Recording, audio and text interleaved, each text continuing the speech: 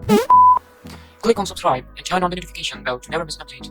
अस्सलाम वालेकुम, मेरा नाम है उमर फारूक और आज मैं आपके लिए रिव्यू लिख रहा हूँ टोयोटा यारिस 1.3 और 1.5 वेरिएंट का। चलिए शुरू करते हैं। गाड़ी की फ्रंट लुक की बात करें तो पर्सनली मुझे इसकी फ्रंट लुक बिल्कुल अच्छी नहीं लगती।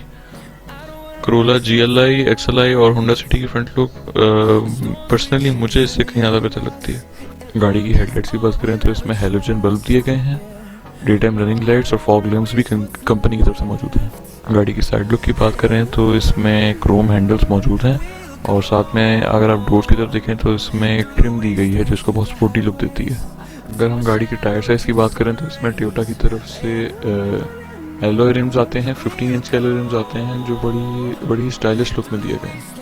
बैक लुक की बात करें तो बैक लुक पर्सनली मुझे इसकी बहुत पसंद आई है और ये अपने कंपेटिटर्स से इसकी बैक लुक कहीं बेहतर है।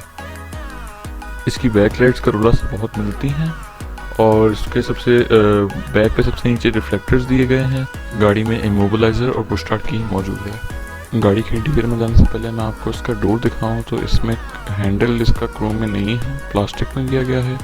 उसके अलावा इसमें जो विंडोज़ है उसमें सिर्फ ड्राइवर साइड विंडो ऑटो है और लॉक का बटन है, लॉक अनलॉक का बटन है। उसके साथ चाइल्ड लॉक का बटन है और साइड मिरर एडजस्टमेंट का भी बटन मौजूद है। उसके साथ साथ नीचे स्पीकर भी मौजूद है और साथ में कप होल्डर्स हर दरवाजे में मौजूद है।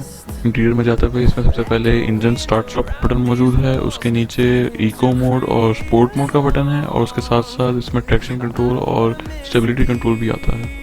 गाड़ी की स्टीयरिंग के बारे में बात करें तो इसमें जो 1.3 GLI वेरिएंट है, जो सबसे सादा वेरिएंट है, उसमें स्टीयरिंग कंट्रोल्स नहीं आते। लेकिन अगर आप हायर वेरिएंट की तरफ जाते हैं जो 1.5 एटिव या 1.3 ऑटोमेटिक वाला वेरिएंट है, उसमें स्टीयरिंग कंट्रोल्स मिल जाते हैं आपको। अगर हम गाड़ी की इंटीरियर लुक की बात करें तो इसकी इंटीरियर लुक नो डाउट बहुत अच्छी कहूँगा मैं। उसके साथ साथ अगर आप AC कंट्रोल्स पे देखें तो उसमें जो 1.5 वाला वेरिएंट आता है उसमें डिजिटल AC कंट्रोल है और जो 1.3 वाले वेरिएंट्स हैं उनमें मैनुअल डिजिटल नहीं एनालॉग AC कंट्रोल्स हैं। इसके साथ में नीचे हैंड ब्रेक दी गई है, उसके आगे ट्रांसमिशन दिया गया है, उसके आगे एक स्टोरेज स्पेस दी गई है जिसमें 2 कप होल्डर्स मौजूद है। अगर हम गाड़ी की इंजन की बात करें तो इसमें 1329 cc टोयोटा का इंजन आता है जो इनलाइन 4 इंजन है और ये 104 हॉर्स पावर प्रोड्यूस करता है। गाड़ी की बूट स्पेस की बात करें तो इसमें 476 लीटर्स की बूट स्पेस आती है और इस गाड़ी की बूट स्पेस होंडा सिटी और करोला से बेहतर नहीं होगी, सिटी से आई थिंक बेहतर है।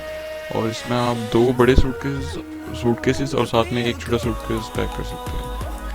गाड़ी की प्राइसेस के बारे में बात करें तो इसमें जो सबसे सादा वेरिएंट है जिसको यारिस GLI मैनुअल 1.3 कहते हैं वो 23,99,000 से शुरू हो रहा है और जो यारिस का 1.3 का सबसे महंगा वेरिएंट है जो यारिस एटिव CVTi ऑटोमेटिक वेरिएंट है, ये 1.3 और ये शुरू होता है 26,50,000 से। और अगर आप 1.5 वाली गाड़ी लेना चाहते हैं तो उसमें आपको 27 लाख से मैनुअल वेरिएंट आपको मिलेगा और ऑटोमेटिक वेरिएंट की प्राइस 29 लाख के करीब है।